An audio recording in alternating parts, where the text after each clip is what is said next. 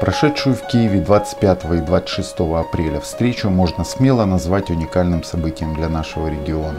За одним столом собрались представители гражданского общества, сотрудники правоохранительных органов, служащие наркоконтроля, эксперты в сфере права, здравоохранения и общественной безопасности. Собрались с целью найти альтернативы аресту, тюремному заключению и другим принудительным санкциям за употребление и хранение наркотиков для личного использования с учетом действующего законодательства. Здесь были представлены страны, где уже довольно давно и вполне успешно применяется альтернатива карательным мерам, как, например, в Австрии, где любой наркопотребитель, попавший в поле зрения правоохранительных органов, в первую очередь является клиентом программ снижения вреда и пациентом медицинских учреждений, а уже потом возможным кандидатом в места лишения свободы. Были здесь и представители Литвы, Эстонии и Латвии, где возможности альтернативы стали обсуждать позднее, чем в некоторых других странах, но однако уже прошли определенный путь в этом направлении, и их опыт, как никакой другой, может быть крайне полезен нашим странам, которые только-только начинают движение в этом направлении. С первых же минут встречи стало совершенно понятно, что в процессе поисков альтернатив репрессивным мерам наркополитики сообществу людей, употребляющих наркотики, предстоит играть первые роли, и что без участия сообщества никакие положительные результаты невозможны по определению. Именно сообщество должно менять как-то ситуацию, сложившуюся непростую ситуацию в регионе Ветса. Сейчас ситуация очень неблагополучная, потому что переполнены, во-первых, все тюрьмы, все спецприемники для административно задержанных тоже переполнены. Переполнены кем? Обычными людьми, кто употребляет наркотики.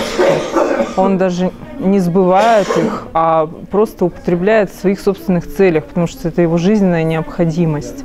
А если бы применялись альтернативные методы воздействия на человека, употребляющего наркотики, то это бы, во-первых, разгрузило бы все места лишения свободы, сохранило бы бюджетные деньги и, самое главное, для потребителя наркотиков, это сохранило бы его здоровье. Эту пищу нужно подавать в другом соусе, не с европейским оттенком, основанный там больше на демократии, на правах, а в нашем регионе это больше под соусом выполнения правительственных поручений, под соусом морально-этической, политической стороны и со стороны заботы о тех людях, которые еще не вошли, не стали на этот путь. Поэтому мы говорим о том, что если вы хотите, чтобы программа, скажем, не вовлечение людей в нелегальное потребление наркотиков работало, тогда развивайте программы медицинского потребления. И заместительная терапия, в частности, программы снижения вреда, способствует тому, чтобы люди уходили из криминального потребления и были в медицинской программе. Это очищает, как говорится, общество от нелегальных, непонятных там наркотиков, от которых люди умирают, от которых люди заболевают или еще что-то. А в то же время это дает возможность людям реализовывать их право на употребление и право на здоровье. Ранее, когда я был таким, так сказать, начинающим консерватором, я особо реально недооценивал роль сообщества. Все усилия были на чиновников, лиц, принимающих решения и так далее. Сейчас я четко понимаю, чем дальше, тем лучше, что сообщество, естественно, не может самостоятельно достигнуть результата, но без представителей сообщества, активных представителей сообщества, достигнуть этих результатов будет невозможно. Сама по себе полиция не будет себя менять. У них нет стимула и мотивации.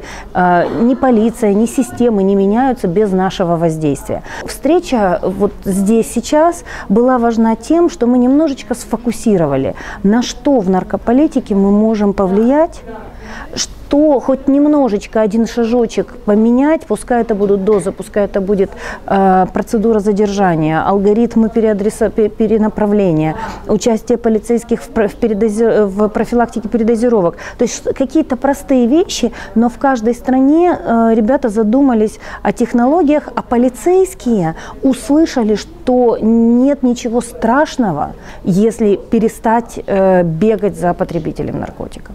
Мне показалось, что мы все услышали, что государство тратит огромные ресурсы на эти гонки, на эти аресты, на все репрессии, которые происходят.